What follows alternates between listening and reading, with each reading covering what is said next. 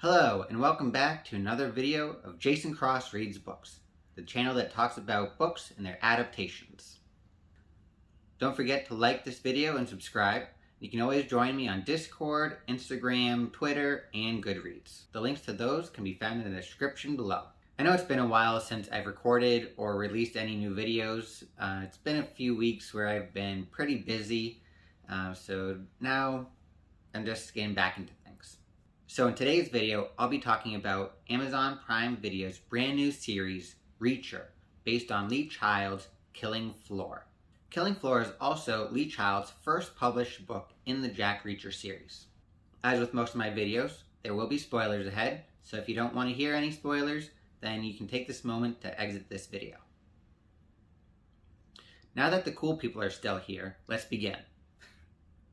In full disclosure, it's been a few years since I read the book Killing Floor, shortly after the first Jack Reacher movie came out with Tom Cruise. Still, I had a blast watching the show. And when it comes to adaptations, the first 3 or 4 episodes were pretty spot on. And it doesn't hurt that the actor portraying Reacher in the show, Alan Ritchson, is a far better representation than Tom Cruise. For starters, Alan is a Jack giant, the exact definition of Jack Reacher. I remember an article back when the first movie came out that essentially said that even though Tom Cruise wasn't as tall or as strong as Reacher is described in the books, his giant size and strength are more of a metaphor for his unstoppable nature. I call BS. I want to see the man from the book whose standard operating procedure is to eliminate the threat first, then fit the pieces of the puzzle together.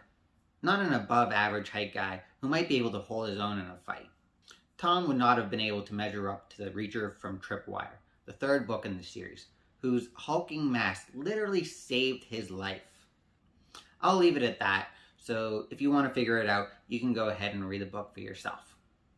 Anyway, long story short, Alan's portrayal is a lot better than Tom's, my opinion. Even though it's true. I had a somewhat paranoid feeling because everything that I saw resembled pretty much everything that I had imagined when I was reading the book. That might be a little bit of an exaggeration, but you get my meaning. It's not very often that you get to see an adaptation that gives you the same experience as reading the book. I'm looking at you, Wheel of Time. There were some minor insignificant differences, but as the show and the book both point out, details matter. But being that this was one of the few books that I've read without the expectation of seeing adaptation, the show threw me for a loop. You see, the criminal conspiracy within both the show and the book is an ingenious currency counterfeiting ring. However, there are 2 big differences, one being the size and the players within and around the operation, the other being the direction in which the counterfeit money is flowing. Both differences right off the bat could be attributed to adding a wow factor. And more opportunities for Reacher to shoot the big bad guys. And who doesn't like more explosions? So more pew pew and bang bang, and you got a hit TV show. So let me do a little bit of explaining. In the book, my understanding of the operation was that Kleiner Industries, the big bad guy, was buying up all the $1 bills he could get his hands on. Then, before a close call with the EPA, Kleiner was cleaning these $1 bills to blank stock, then reprinting as $100 bills. Pretty ingenious.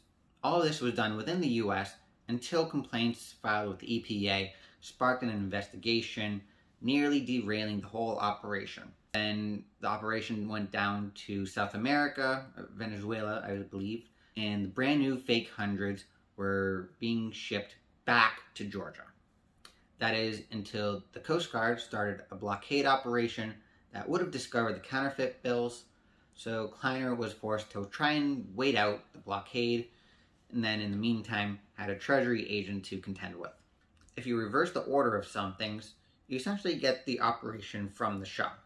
Kleiner's cleaning and printing his own super bills in Georgia, and then selling and shipping them down to high-level baddies in South America. An EPA official comes snooping around the river where Kleiner was originally dumping the chemicals, so he changes his disposal tactics and goes into agriculture keeping it small scale to prevent government inspections, and then using the land to dispose of the chemicals from the cleaning procedures. All is well and good until the Coast Guard shows up, disrupts the shipments to South America. Now the big baddies are upset they're not getting their money, and loaned some muscle to help Kleiner get the shipments back on track. Regardless of which way the money flowed, the show did a good job of keeping those who read the book first on their toes with some additions and changes. One example is the FBI agent Picard. In the show, he takes Paul Hubbell's wife and kids and keeps them in a safe location off the books. For starters, any type of protection by a Fed should never be off the books. That's just common sense. You don't see that in the book. In the book, it's revealed that Picard has just dropped them off at the Kleiner warehouse, where millions of $1 bills are just piled up to get loaded onto a truck waiting for the blockade to end. That change threw me off a bit, but it makes sense because it makes Picard an ambiguous character. You can't be laying out all the cards on the table for the viewer to see right off the bat. In the book, it's easy to hide by just not mentioning anything. But another thing that may have prompted this change is that differences in technology from what was available when the book was written back in 1997 and the show today. Back when the book was written, Reacher would not have been able to call Hubbell's wife to check up on them like he did in the show. And this brings me to my final thought, though a minor one. The book was originally published back in 1997, and the author, Lee Child, had him live through some significant time. In the book, Reacher lived through and survived the Marine barracks bombing in Beirut. But the show changed the location to Afghanistan to make it more relevant to today, which also could be why Reacher's bad mark on his service record that KJ Kleiner is able to pull up could have been changed as well. Canonically speaking, during Reacher's time as an Army MP, he was demoted from Major to Captain. The book titled The Enemy details everything that led to that demotion, if you're interested in learning more about Reacher's past. That brings me to the end of today's video. If you have read Killing Floor and also seen the show Reacher on Amazon Prime Video, let me know in the comments what differences you've noticed. I'd love to hear from you. Don't forget to like this video, hit the bell notification, and you can also find me on Discord, Instagram, Twitter, and Goodreads. So you can join me over there and we can continue the bookish conversation. The links to all my social media is down below. Thank you very much for watching.